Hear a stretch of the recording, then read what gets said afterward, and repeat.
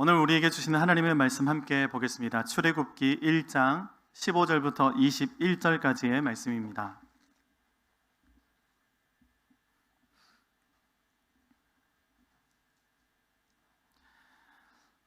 출애굽기 1장 15절부터 21절까지의 말씀을 저와 여러분이 한 절씩 교독하고 마지막 절은 함께 읽겠습니다.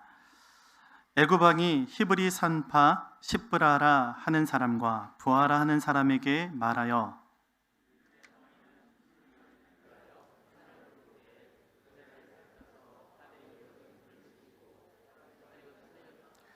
그러나 산파들이 하나님을 두려워하여 애굽 왕의 명령을 어기고 남자 아기들을 살린지라.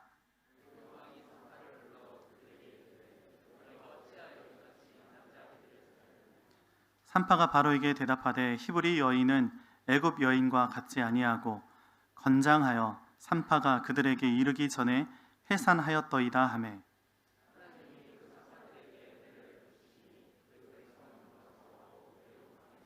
마지막 절 함께 읽습니다. 그 산파들은 하나님을 경외하였으므로 하나님이 그들의 집안을 흥왕하게 하신지라. 아멘. 여전히 우리는 코로나 가운데 살고 있지만 어떠한 상황과 환경에도 구애받지 않고 하나님께 소망을 두고 예배하며 나아가는 저와 여러분에게 크신 은혜를 부어주시기를 주님의 이름으로 축복합니다. 이 시간에 우리가 읽은 본문 말씀 중심으로 출 코로나기 경외함으로 살아내다 라는 제목으로 함께 말씀 살펴보기를 원합니다. 요즘 너튜브 보시는 분들이 참 많이 계실 텐데 알고리즘이라는 게 참 무서운 것 같습니다. 하나를 검색했을 뿐인데 연관된 영상들을 자동으로 이렇게 보여주는 것입니다. 제가 며칠 전부터 너튜브 알고리즘이 저에게 자동으로 보여주는 영상들이 있었습니다. 제가 검색한 적도 없고 제가 한 번도 본 적이 없던 그런 영상들이었는데 계속해서 이 유튜브를 켜니까 그 영상들이 계속 저에게 뜨는 것이었습니다. 그 유튜브가 어떤 유튜브였냐면 실화 땡땡땡이라는 TV 방송 프로그램의 짤방이었습니다. 변화무쌍한 세상 속에서 빛의 속도로 쏟아지는 속고 속이는 또 상처 주고 상처받는 수많은 사람들의 실제 이야기를 그리는 방송이었습니다. 폰지 사기부터 시작해서 결혼 사기는 물론이고 거기에다 더해서 아기까지 낳고도 배우자에게 사기치고 도망하는 사람들이 있었고 또 자신이 검사이다, 자신이 의사이다, 자신이 재벌 2세이다, 자신의 할아버지가 뭐 유명한 정치인이다 라고 말하는 등등 어떻게 그런 말에 속을 수 있을까라는 그런 생각들을 제가 하면서도 정말 이렇게 양심에 화인 맞은 사람들이 세상에는 너무 많다는 그런 사실에 세상이 원래 악한 건 알았지만 이 정도로 악할까? 세상에 왜 이렇게 못돼 먹은 사람들이 많은 것일까? 이제 내가 누구를 믿어야 될까? 과연 세상에 소망이라는 것이 존재하는 것일까 하는 탄식이 절로 나오게 되는 그런 영상이었습니다. 참 이 정신 건강에 해로운 영상들 제가 꾸역꾸역 계속해서 보게 되었었습니다. 하나님께서 왜 저에게 그런 영상들을 보게 하셨을까? 아마도 그런 세상을 위해서 함께 기도하라고 하나님께서 보여주신 것이다 라는 생각에 보면서 참담함을 금하지 못하면서도 계속 기도하는 마음으로 이렇게 보게 되었었습니다. 오늘 말씀의 무대가 되고 있는 이스라엘 백성들이 살아가던 그 시대, 그 장소가 바로 우리가 지금 살아가고 있는 이 현대보다 훨씬 더 타락하고 범죄했던 애굽 땅이었던 것들을 우리가 보게 됩니다. 여러분, 애굽이 어떤 나라였습니까? 지금 미국이라는 나라를 천조국이라고 부르게 되는데 고대 사회에서는 애굽이 이 천조국이었던 것들을 보게 됩니다. 여러분, 천조국이 무슨 뜻이냐 하면 이 국방 예산이 천조원이라는 뜻입니다. 엄청난 경제력을 가지고 국방력을 자랑하는 그런 나라이다라는 것인데요.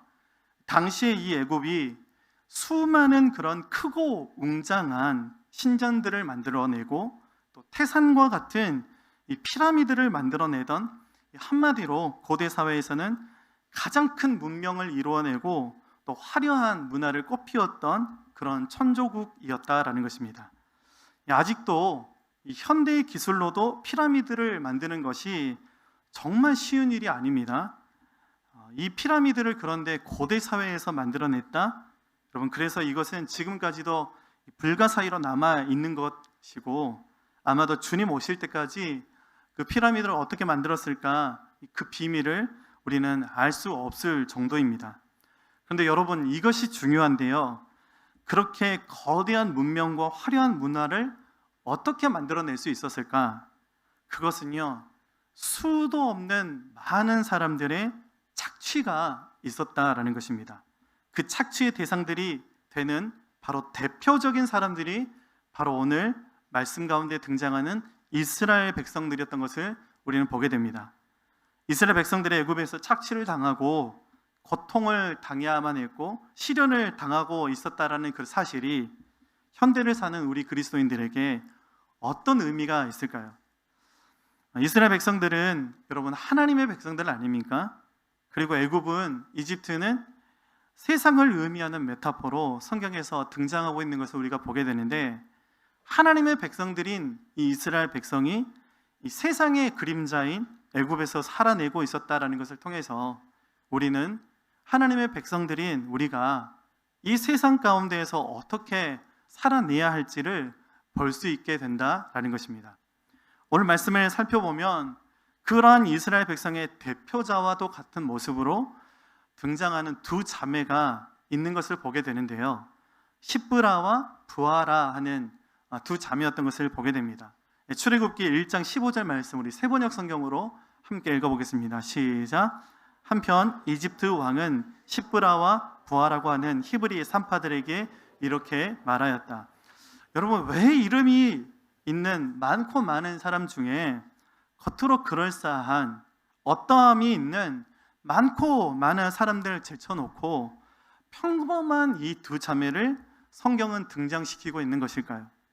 그리고 정확하게 이 두 자매의 이름을 밝히고 있습니다. 여러분, 우리 성경의 인물들 가운데 중요하게 여겨지는 인물들이 많이 있지 않습니까? 그 가운데 예배학에서는 이 사마리아 여인을 빼놓고 이야기할 수가 없을 것 같습니다.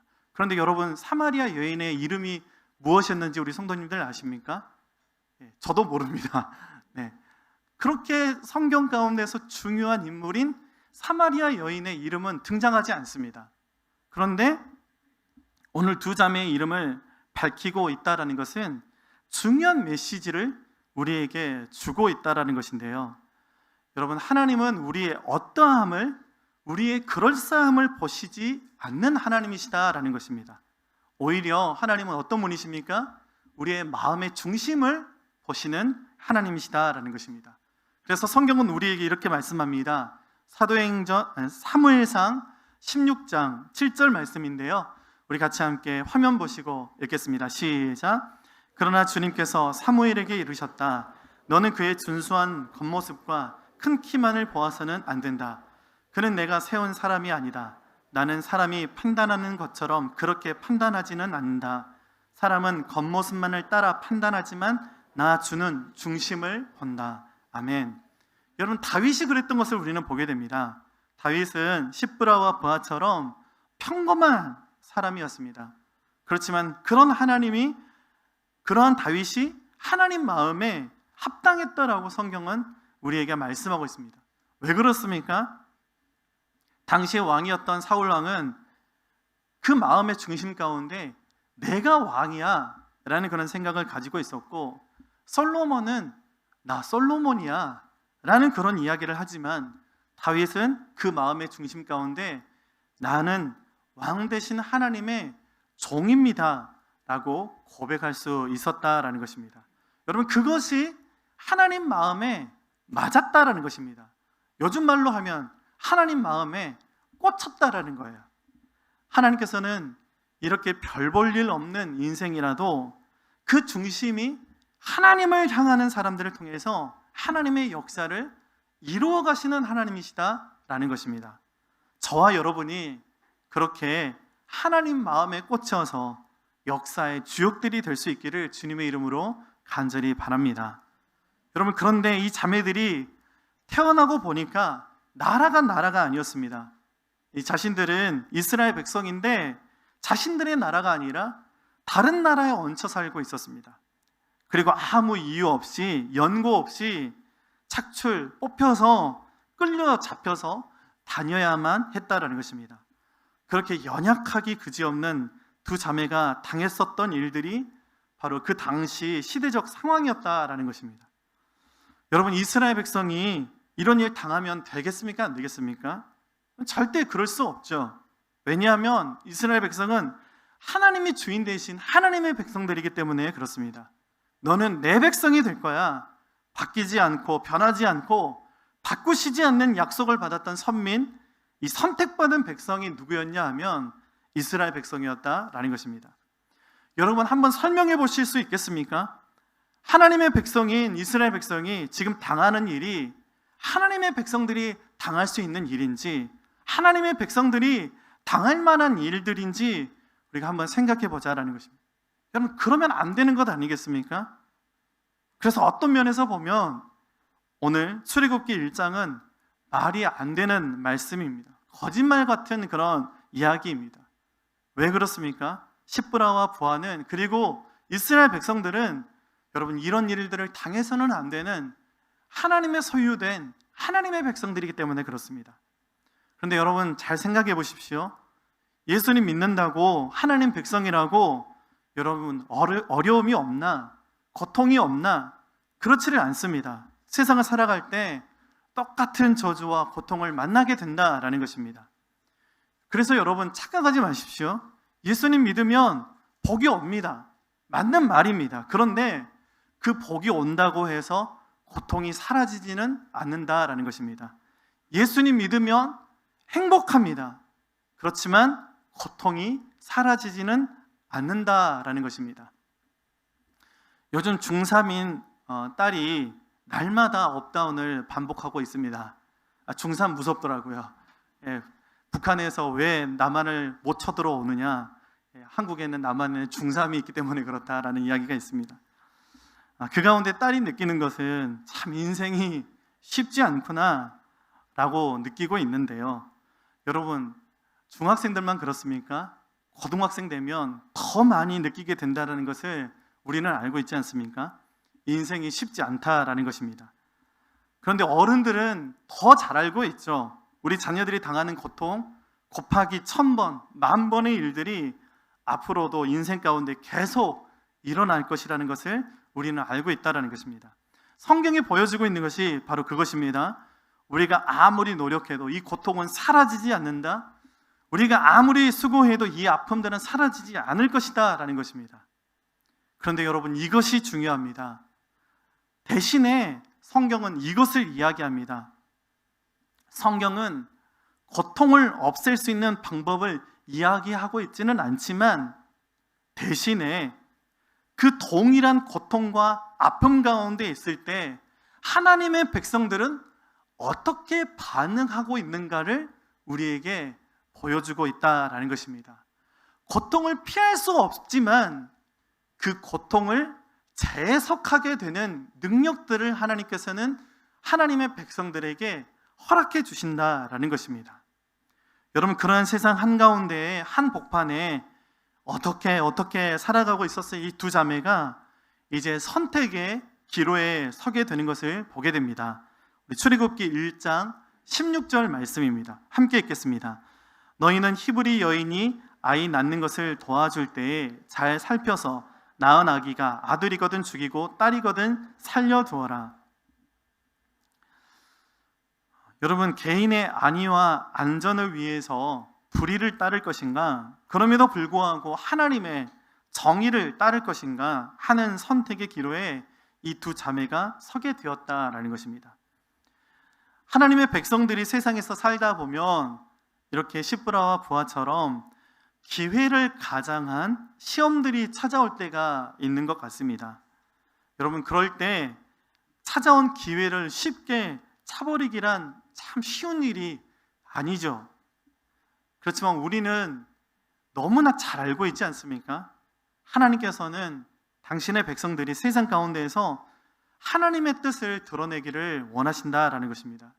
하나님께서는 당신의 백성들이 세상 가운데 살지만 세상의 식을 따라가는 것이 아니라 하나님의 식을 고집하기를 원하신다라는 것입니다.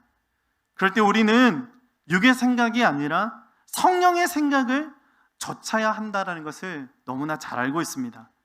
그러니 여러분, 매 순간을 기도할 수밖에 없다라는 것입니다.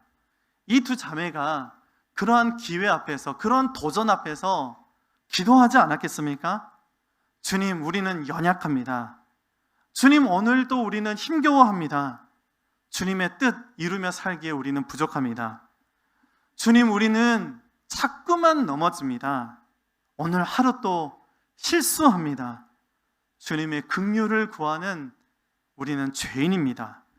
그러니 주님, 우리가 주님의 뜻대로 살 수 있도록 우리를 도와주십시오. 이렇게 기도하지 않았겠습니까? 여러분, 핏덩이를 받아든 그 손이 벌벌벌 떨리지 않았겠습니까? 그 피 묻은 손을 부여잡고 하나님 앞에 기도하지 않았겠습니까? 두 자매가 기도하고 나니까 용기가 생겼나 봅니다. 그래서 어떻게 했다라고 성경이 말씀하고 있습니까? 출애굽기 1장 17절입니다. 우리 같이 함께 읽어보겠습니다. 시작. 그러나 산파들은 하나님을 두려워하였으므로 이집트 왕이 그들에게 명령한 대로 하지 않고 남자아이들을 살려두었다. 여러분, 그렇습니다. 하나님의 백성들은 어떤 사람들이다? 세상의 권세를 두려워하지 않고 하나님을 두려워하는 사람들이다 라는 것입니다.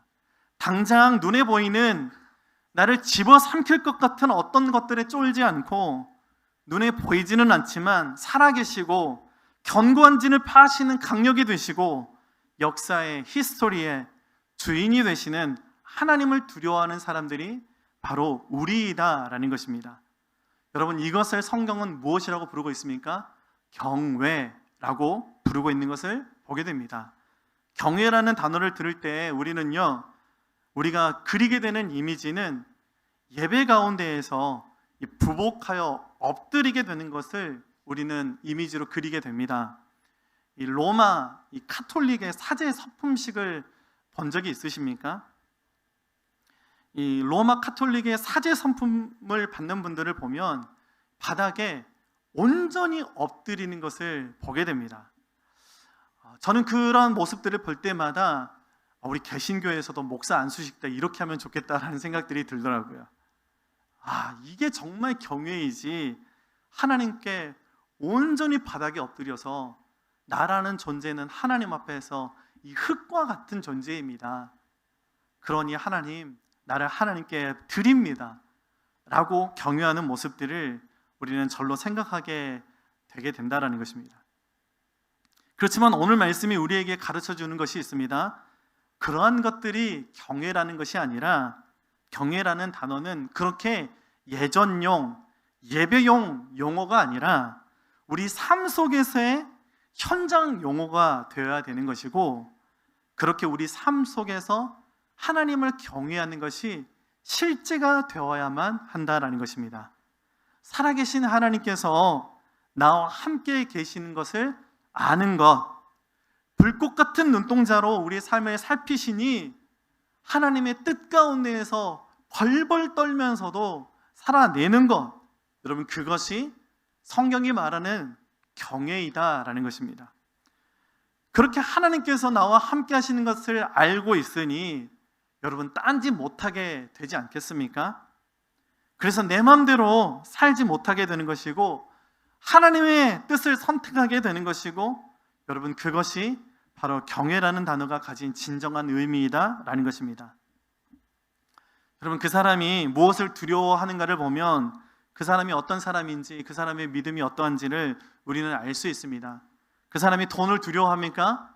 그 사람은 돈의 노예입니다. 사람을 두려워합니까? 사람의 노예입니다. 평판을 두려워합니까?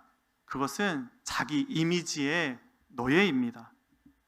오늘 본문의 두 자매는 당시에 살아있는 신이라고 불리웠던 바로를 두려워하지 않고 하나님을 두려워했습니다. 바로가 이 자매들의 삶을 좌지우지하는 것이 아니라 하나님께서 자신의 인생들을 살게 만든다라는 것이었습니다. 바로가 두 자매의 믿음의 대상이 아니라 살아계신 하나님이 두 자매의 믿음의 대상이 되었다라는 것입니다. 여러분, 그렇게 두 자매가 하나님을 경외함으로 하나님의 식을 고집하고 나니까 사달이 났습니다. 여기서 우리가 기억해야 될 사실은 그렇게 세상을 살면서 하나님을 경외하고 하나님의 식을 고집하면 사달이 나는 것은 당연하다라는 것입니다. 출애굽기 1장 18절부터 19절 말씀을 함께 보겠습니다. 시작. 이집트 왕이 산파들을 불러들여 그들을 꾸짖었다. 어찌하여 이를 이렇게 하였느냐? 어찌하여 남자 아이들을 살려 두었느냐? 산파들이 바로에게 대답하였다. 히브리 여인들은 이집트 여인들과 같지 않습니다. 그들은 기운이 좋아서 산파가 그들에게 이르기도 전에 아기를 낳아버립니다. 여러분, 애굽 왕이 바로가 화를 내는 것이 당연하지 않겠습니까? 너희들 왜 그렇게 답답하게 구느냐? 너희들 왜 그렇게 우리처럼 적당히 타협하지 않느냐? 왜 너희들만 그렇게 정의로운 척 하느냐? 라고 화내지 않겠습니까?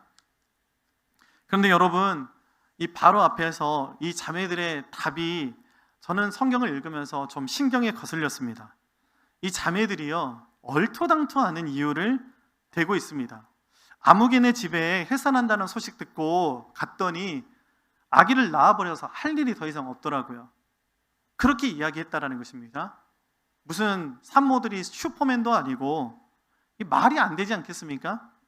산통이 짧게는 5시간, 길게는 하루가 넘어가는 것인데, 여러분, 그렇게 짧은 시간에 아기를 낳은 사람이 한두 명 있다고 치더라도 그 지역에 있는 모든 이스라엘 백성의 산모들이 한결같이 산통 겪지 않고 산통 시작됐습니다, 아기 낳았습니다, 이게 말이 되는 것입니까? 무슨 순풍 산부인과도 아니고 순풍순풍 아이들 이렇게 낳는 기계들도 아니고 말이 안 되는 이야기를 지금 이 자매들이 하고 있다는 것입니다. 여러분, 이러한 것들을 선의의 거짓말, 악이 없는 거짓말, 화이트 라이라고 부르죠. 여러분, 이러한 선의의 거짓말을 어떻게 볼 것인가? 선의의 거짓말은 죄인가 아닌가 하는 문제는요, 고대로부터 철학적으로 신학적으로 많은 논란이 있는 주제입니다. 여러분, 이유야 어떻든지 간에 거짓말은 죄인 것이 틀림없는 사실이지 않겠습니까? 그런데 성경을 보십시오. 오늘 성경은 이 주제에 대해서 답을 회피하고 있습니다. 산파들이 무엇 때문에 그런 거짓말을 했는지 이야기하지도 않습니다. 이 산파들이 한 행동을 하나님이 그런데 어떻게 보상하고 있는지에 대해서 돌려서 이야기하고 있는 것을 우리는 보게 됩니다. 여러분, 인간이라는 존재가 어쩔 수 없이 죄 가운데 태어나서 죄 가운데 살다가 죄로 인해서 죽을 수밖에 없는 존재들이지 않습니까? 중요한 사실은 하나님께서는 그러한 인간을 사랑하시고 당신의 아들을 대속제물로 주셔서 구원하셨다라는 것입니다. 선의의 거짓말을 마음껏 하라고 그렇게 하면서 살아도 된다라고 조장할 수는 없지만, 할 수 있으면 우리는 거짓 없이 정직하게 사는 것이 우리의 바람이겠지만, 하지만 선의의 거짓말이라는 이 죄악 가운데에서도 그럼에도 불구하고 선을 이루시고 하나님의 뜻을 이루어 가시는, 복을 주시는 그 하나님을 우리는 찬양할 수밖에 없다라는 것입니다. 하나님께서 하나님을 경외했던 이 두 자매에게 어떻게 보상하고 있습니까? 출애굽기 1장 20절부터 21절까지의 말씀입니다. 우리 함께 읽겠습니다. 시작. 그래서 하나님이 산파들에게 은혜를 베풀어 주셨으며 이스라엘 백성은 크게 불어났고 매우 강해졌다. 하나님은 산파들이 하나님을 두려워하는 것을 보시고 그들의 집안을 번성하게 하셨다. 여러분, 이 두 자매가 그렇게 하나님을 경외함으로 말미암아서 복을 받게 되었을 뿐만 아니라 이 두 자매를 통해서 이스라엘 백성이 크게 불어나고 크게 강해졌다라고 성경은 말씀하고 있습니다. 재미있는 사실은요, 이러한 명령을 하나님께서 이러한 복을 맨 먼저 주셨던 사람들은 아담과 하와였다라는 것입니다. 아담과 하와에게 주셨던 이 복이 평범한 두 자매를 통해서 이루어지고 있다라는 것이죠. 창세기 1장 28절입니다. 그 복이 무엇입니까? 우리 같이 함께 읽겠습니다. 시작. 하나님이 그들에게 복을 베푸셨다. 하나님이 그들에게 말씀하시기를 생육하고 번성하여 땅에 충만하여라. 땅을 정복하여라. 바다의 고기와 공중의 새와 땅 위에서 살아 움직이는 모든 생물을 다스려라 하셨다. 아멘. 하나님께서 아담과 하와를 지으시고 그들에게 복을 주시고 명령하셨던 것은 하나님이 창조하신 세계 가운데에서 하나님의 뜻을 나타내는 사람들로 충만하게 하라라는 것이었습니다. 그렇지만 아담과 하와가 범죄함으로 말미암아서 그것을 이루지 못하게 되었을 때 하나님께서는 평범한 이 두 자매의 순종을 통해서 그 하나님의 복을, 그 하나님의 약속을 이루어가고 계시는 것을 우리는 보게 된다라는 것입니다. 여러분, 무슨 말씀입니까? 맡겨진 삶 속에서 하나님을 경외함으로 살아가는 사람들을 통해서 하나님은 역사를 이루어 가신다라는 것입니다. 맡겨진 삶 속에서 하나님을 경외함으로 살아가는 사람들을 통해서 하나님은 번성하게 하시고 충만하게 하시는 은혜를 베풀어 주신다라는 것입니다. 여러분, 역사는 권력 있는 사람들, 돈 있는 사람들에 의해서 이루어가는 것처럼 보이지만 사실은 하나님을 경외하는 사람들에 의해서 이루어져 간다라는 것입니다. 결국 오늘 말씀이 우리에게 말씀하고 있는 것은 우리는 아직도 출 코로나 하지 못하고 코로나 가운데 살고 있는데 우리가 살아가야 할 세상은 여전히 시련과 고통이 계속되고 있지만 그러한 세상을 살아갈 때 하나님을 경외하는 사람들의 삶이 가장 복된 삶이다라는 것입니다. 그러한 세상을 살더라도 세상의 것들을 의지하지 않고 하나님을 의지하는 것이 능력이다라는 것입니다. 그래서 여러분, 이 사실에 대해서 D.L. 무디 목사님, 유명한 부흥사이신 우리 무디 목사님이 이렇게 이야기했던 것들을 우리는 기억합니다. 자신을 의지하면 실망하게 되고, 친구를 의지하면 헤어지게 되고, 돈을 의지하면 패망하게 되지만 하나님을 의지하면 축복을 누리게 될 것이다 라는 것입니다. 말씀을 맺으면서 오늘 말씀은요, 하나님을 경외함으로 시련을 극복해내었던 사람들의 실제 이야기인 것이고, 오늘 말씀은 하나님을 경외함으로 고통을 통과해냈던 사람들의 실제 이야기인 것이고, 하나님을 경외함으로 맡겨진 삶을 믿음으로 살아냈던 사람들의 실제 이야기입니다. 여러분, 그런 세상을 살아갈 때 세상은 우리를 속입니다. 그렇게 살아서는 성공 못한다. 세상은 원래 그러니까 그냥 저냥 세상에 순응하면서 살아가라 라고 우리에게 도전합니다. 그러나 오늘 말씀 가운데서 십부라와 부하를 보면 그런 소망 없는 세상이라고 하더라도 포기하지 않았습니다. 하나님을 경외함으로 세상에 프로테스탕트했습니다. 대항했습니다. 자신들의 맡겨진 삶 속에서 자신들이 할 수 있는 최선을 다해서 하나님의 뜻을 선택해 내었습니다.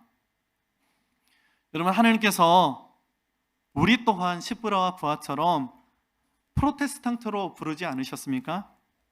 그러니 바라는 것은 세상 가운데 순응하는 삶이 아니라 하나님을 경외함으로 세상에서 대항하고 승리할 수 있는 저와 여러분들이 될 수 있기를 간절히 바랍니다.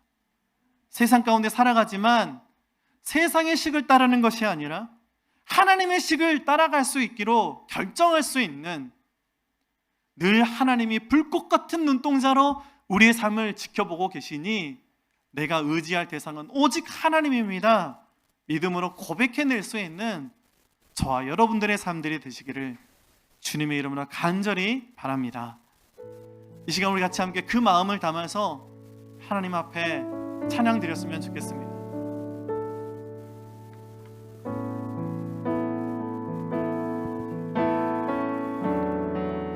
의지했던 모든 것 의지했던 모든 것 변해가고 억울한 마음은 커져가네.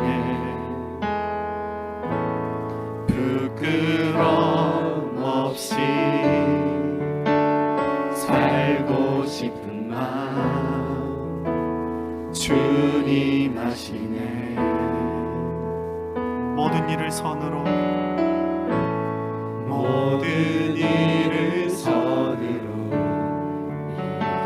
이겨내고 죄의 유혹을 가리지 않네. 나를 구원하신 영원한 그 사랑 크신 그네 날 붙드시네. 주어진 내 삶이 작게만 보여도 선하신 주 나를 이끄신 보내. 중심을 모시는 주님만 따르네. 날 택하신 주만 의지해. 보이는 상황에 무너질지라도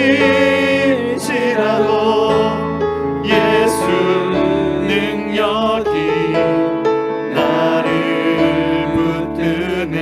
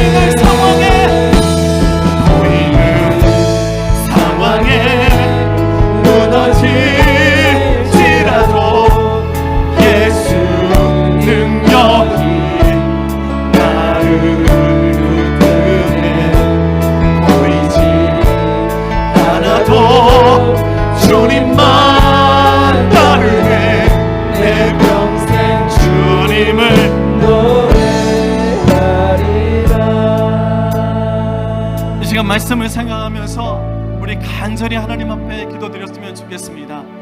하나님, 우리가 보이는 상황에 자꾸만 넘어지는 연약한 존재들입니다. 내 삶을 볼 때 나는 너무나 작게 보이고 연약합니다. 내가 세상 가운데 놓여 있을 때 주님, 내가 무엇을 할 수 있을지 저는 모르겠습니다. 하지만 하나님, 평범했던 시브라와 부하를 통해서도 하나님의 역사를 이루어가셨던 것처럼 보이지 않는 하나님이시라고 할지라도 우리를 향하신 그 강력한 손길을 붙잡고 세상의 믿음으로 도전할 수 있도록 우리에게 힘과 용기를 허락하여 주시옵소서. 세상 가운데에서 세상에 법 따르지 않고 세상에 순응하지 않고 세상에 타협하지 않고 하나님의 정의를 붙잡을 수 있는 우리가 될 수 있도록 주님, 우리를 붙잡아 주시고 우리를 일으켜 주시고 주님의 그 강력한 손길로 우리를 이끌어 주시옵소서. 우리를 통하여서 이 일본 땅의 역사가 바뀌게 하여 주시옵소서. 하나님, 그렇게 우리의 삶을 시브라와 부하처럼 사용하여 주시옵소서. 우리 간절히 주님의 말씀 붙잡고 주여 한번 부르고 기도하며 주님 앞에 나아갑니다. 주여! 하나님 아버지, 우리의 삶은 주어진 삶 속에서 너무나 작게만 보이고 연약합니다. 그렇지만 하나님, 우리의 중심을 보시는 하나님께 우리의 삶을 드립니다. 하나님을 경외합니다. 세상을 무서워하지 않게 하여 주시고 하나님을 두려워할 수 있는 믿음의 사람들 될 수 있도록 붙잡아 주시옵소서. 주님, 보이는 상황에 무너지지 않도록 시브라와 부하처럼 벌벌 떠는 그 손으로 주님 앞에 기도하며 나아갈 때에 그 손을 붙잡아 주시옵소서. 그 예수 그리스도의 능력이 우리를 붙잡아 주시옵소서. 연약한 우리의 삶을 통해서도 이 땅의 역사를 바꾸시는 하나님, 이 땅 가운데 우리의 삶을 통해서 하나님의 정의가 서게 하여 주옵소서. 이 땅 가운데 하나님의 나라가 일하는 것을 보게 하여 주시옵소서. 부하처럼 시브라처럼 주님, 우리의 삶을 축복하여 주시옵소서. 그 하나님께서 주신 그 복을 누리고 복을 흘려보내주는 인생들이 될 수 있도록 복의 근원으로 살아갈 수 있도록 주님의 백성들을 축복하여 주시옵소서.